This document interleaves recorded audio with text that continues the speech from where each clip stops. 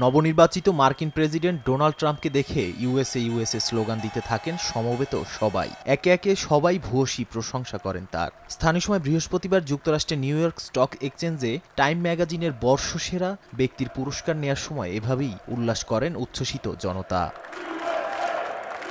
এদিন বক্তব্য দেওয়ার সময় দ্বিতীয় মেয়াদের কিছু পরিকল্পনা তুলে ধরেন ট্রাম্প। 2021 সালের জানুয়ারিতে ক্যাপিটল হিলে দাঙ্গাকারীদের ক্ষমা করে দেয়া হবে বলে জানান তিনি। এছাড়া অর্থনীতিকে আরও মজবুত করার পাশাপাশি কর কমানোরও আশ্বাস দেন।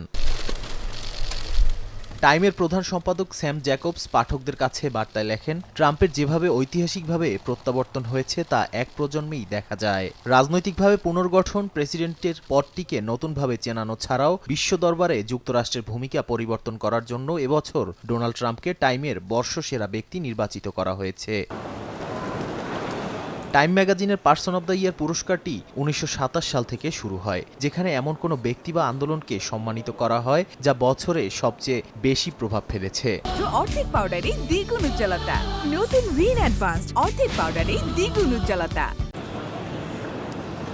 2016 সালেও ট্রাম্পকে পার্সন অব দ্য ইয়ার ঘোষণা করেছিল টাইম ম্যাগাজিন। 2020 সালে ডেমোক্রেটিক প্রেসিডেন্ট জো বাইডেন ও ভাইস প্রেসিডেন্ট কমলা হ্যারিসকে পার্সন অব দ্য ইয়ার মনোনীত করেছিল এই সাময়িকী। আর গত বছর এ খেতাব পেয়েছিলেন পপ তারকা টেইলর সুইফট। নাদিম মারজান, সময় সংবাদ।